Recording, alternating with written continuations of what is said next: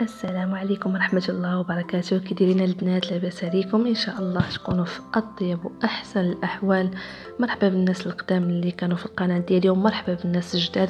كنتمنى الا كنتو اول مره تشوفوا القناه ديالي تضغطوا على زر الاشتراك الموجود اسفل القناه وفعلوا الجرس باش يوصلكم كل جديد، وما تنساوش تضغطوا على اليوم جيم جبنا دجاج كنتاكي او دجاج كاي اف سي مع سلطه الكولسلو الشهيره ديال كنتاكي بالطريقه ديالهم بالضبط كما كتاكلوها في المطعم ديال كاي اف سي كما غتصاوبوها في الدار.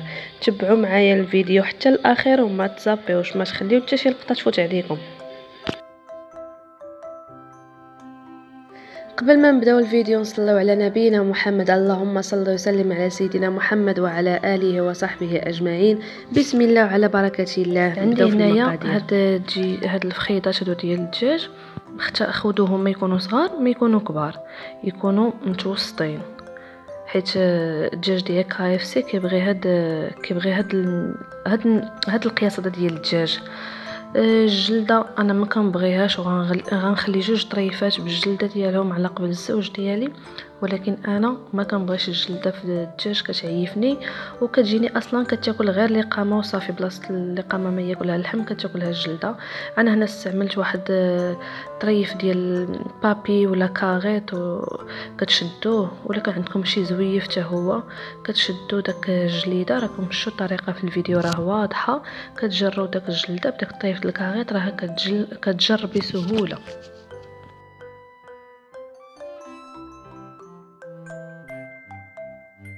غندوزو للتتبيله اللذيذه، غنعطيكم جميع الاسرار والمكونات ديالها. هنا عندي تقريبا معلقه كبيره ديال الخردل او المطارد، عندي معلقه صغيره ديال سكينجبير، راس المعلقه ديال البزار، راس المعلقه ديال الكركم او الخرقوم. وهنايا غتحتاجوا بعض التوابل، خذوا غير 5 دراهم عند العطار. التوابل ديال السمك والتوابل ديال الكفته راه موجودين عند العطار، وكاين حتى التوابل ديال الطاجين حتى هما راه كيصلاحوا. معلقه صغيره ديال البصل بودره وديال الثوم بودره، الا ما كانش متوفر استغناو عليه. كنديروا هنايا عصير ديال نصف حامضه، كنضيفوا واحد الملعقه صغيره ديال الملح، والملح طبعا كيبقى حسب الرغبه. كنضيفوا واحد ربع كاس صغير ديال الماء، راه شتو الكميه، ربع كاس صغيور، حيت كيجي الخليط كريمي ما كيجيش سائل. وانا نسيت ما ضفت الثومه، غنزيد واحد 2 دروس ديال الثومه محكوكين او مفرومين. كنخلط الخليط ديالي مزيان، كنجيب افخاذ الدجاج ديالي كنشدهم، غنحاول ندير فيهم واحد التفليحات او ثقوب او تقطيعات في الفخيضات ديال الدجاج. غادي هنايا كنتحسس على البلاصه اللي كيكون فيها العظم، في البلاصه اللي كيكون فيها العظم كنحاول نفلح جهتها، باش منين كندير العطريه كتدخل ليا حتى العظم من داخل.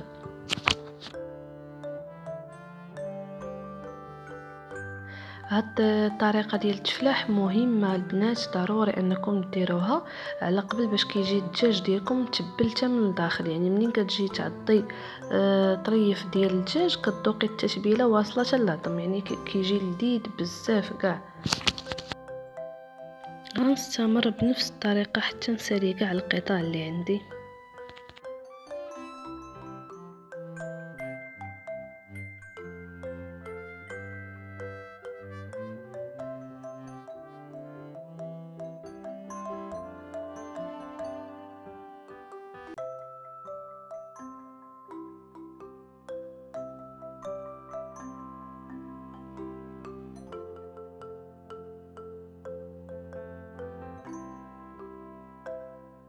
هنايا عندي فخذ بالجلده ديالو، فخذ كاين الناس اللي كتعجبهم وكيحماقوا عليها، راه نفس الطريقه تقريبا. كنفلح كنمس العظم، كنلقى راسي وصلت العظم، وكتكون واحد التفليحه اللي ما كتخليش الدجاج انه يتفرتش.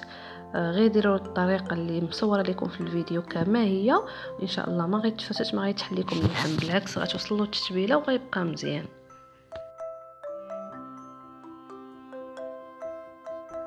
هنا غادي ندير داك التتبيله اللي صاوبت معكم، راه كتجي لذيذه بزاف كاع، طبيعيه، ماشي بحال دوك الدجاج ديال المطاعم يعني ما كتعرفوش دايرين فيه. الدجاج طبعا كنجيبو كنغسلو بالحامض وكنغسلو بالخل اولا، من بعد كنعاود نغسلو بالحامض وسكينجبير وكنشلو بالماء مزيان. يعني ملي كتكوني مصاوبه الحاجه بيديك كتكوني عارفه شنو درتي فيها. اما منين كتمشي تاكلي حاجه في الزنقره كتاكلي غير على الله وصافي، يعني ربي كيحفظ وصافي. وبالنسبه اللي عنده المناعه قليله راه غير كياكل كيرجع للدار صافي كيمشي ايرجونس بعدار. اللهم حاجه ديال الدار حسن بزاف من حاجه ديال برا. ما نصاوبوا الحاجه بيدينا ونكونوا عارفين اش فيها، وما شاء الله راه كيجي لذيذ. غتصاوبوه وغتشكروني عليه باذن الله. هنايا عندي الدنجال، هاد الخضر مرافقه انا درتها يعني كاختيار. يعني اللي ما بغاش ديرها دوز هاد ليطاب ديال الخضره وديال الشرمونات الخضره وتكمل الفيديو. الكول سلاو او سلطه ديال الدجاج كنتاكي المشهوره. هاد الدنجال هذا كنشويه بالطريقه العاديه كما كنديرو، غير هي ما كنديروش في البلاستيك ابدا. كنشويه كنجيبو هكاك داك الساعات باقي سخون، كنحيد له داك الجدر اللي كيكون لتحت اللي كيكون قاصح، غير داك الجدر اللي خارج ماشي داك الجدر الاخضر اللي كيكون شادو.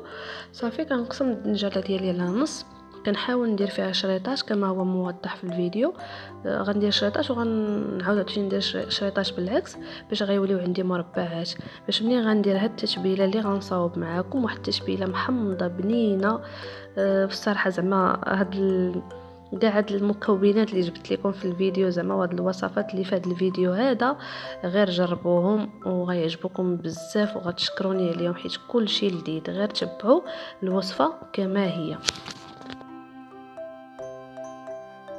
هنا غناخد عصير ديال نصف ليمونه او الحامض قبل ما تعصروه. شدوا الحامضه وبقاو توركوا عليها وديوها وجيبوها مزيان هكاك. منين كتجيو تقطعوها كيكون فيها العصير كثر، كتعطيك العصير كثر. هنا عندي 3 ديال الدروس ديال الثوم، والثوم كيبقى طبعا حسب الرغبه. واخا هاد الدنجال هذا كيحتاج الثوم، ضفت تقريبا معلقه كبيره ديال زيت الزيتون او الزيت البلديه. كنضيفوا الربيع او قزبر ومعدنوس مفرومين. كنضيف شويه الملحه، شويه ديال توابل الكفته اللي قلت لكم قبيله موجودين عند العطار. كنضيف شويه البزار، شويه ديال التوابل ديال الطاجين او ديال السمك اللي كان متوفر. صافي كنخلط هاد المقادير مزيان وكندوز باش نقيط عليهم في الدجاج في الدنجال.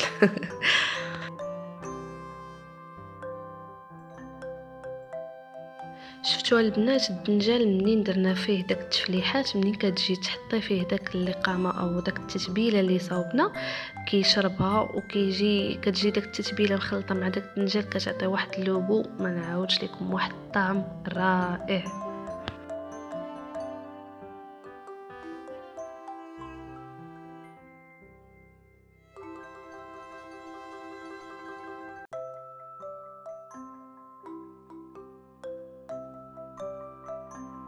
هنا انا خديت كاسرول باش نقلي فيها داك قطع الدجاج اللي صاوبت معاكم. من الافضل عندي هنايا الدقيق والماء، الدقيق فورس او الدقيق الابيض. كنضيف على الدقيق الملح، البزار، شويه ديال المهم داك التوابل كامل اللي درنا في اول الفيديو، هما نفس التوابل اللي غتعاودوا تضيفوهم هنايا، حيت ضروري الدقيق حتى هو خاصو داك التوابل باش يجي حتى هو متبل ويجي بنين. هنا الطريقه مهمه، تبعوا معايا هاد الطريقه هذه. كنشد داك فخد ديال الدجاج كنروليه في الطحين، كنشدو كنديرو في الماء، كنجبدو كيتسقطر داك الساعات دغيا كنرجعو وكنبقى ندخل الدقيق في وسط الدجاج. وهنا هاد المرحله هي مهمه، كنبقى نضرب الدجاج بالقاع ديال التبصيل مزيان، كنضربو مزيان باش هو اللي كيدير لنا داك الرقائق اللي فاش كناكلو داك الدجاج ديال الكايفسي او الدجاج ديال كنتاكي كنذوقوا داك الرقائق بحال الكورنفليكس، يعني كتجي رقائق مقرمشه وهي غير من هاد الدقيق وبهاد الطريقه اللي قلت لكم انا بالضبط. هنايا كنلوحوه في داك الزيت يكون ساخن مزيان، كنلوحو داك القطع ديالنا وما كنحركوهاش ابدا حتى كتشد اللون الذهبي. شوفوا معايا في الفيديو تاخدات داك اللون الذهبي ديالها عاد باش بديت كنقلبها، ما تقلبوش من الاول ابدا حتى يبان لكم خدا داك اللون عاد باش تقلبوه.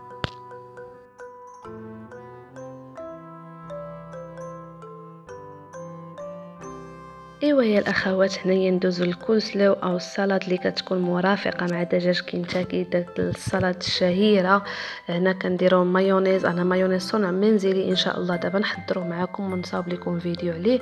عندي مايونيز كناخذ تقريبا 3 ملاعق كبار، كنضيف عصير ديال ربع حامضه، كنضيف البزار، وكنضيف واحد الملعقه كبيره ديال السكر سنيده.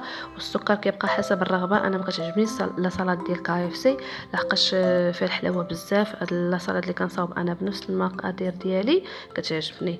هنا انا درت البصله خضاريه، وهما راه كيضيفوا البصله عاديه البيضه كيفرموها مزيان، ماشي كيطحنوها، غير كتفرم مزيان، وكيضيفوا معاها الجزر، وكيضيفوا معاها الكرومب.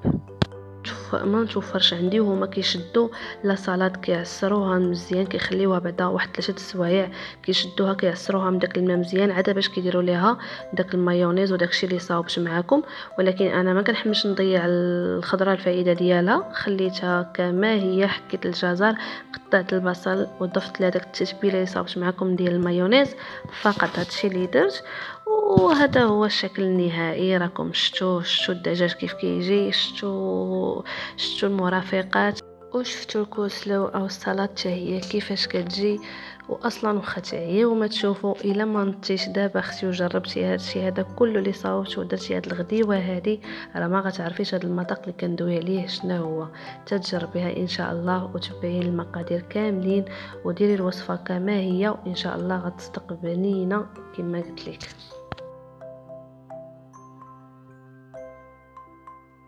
وغنعاود نفكركم، حيت واقيلا غير كتنساوني، ما يمكنش تشوفوا لي فيديو ديالي وما تضغطوش على لايك وما تشتركوش في القناه ديالي، واقيلا غير كتنساو.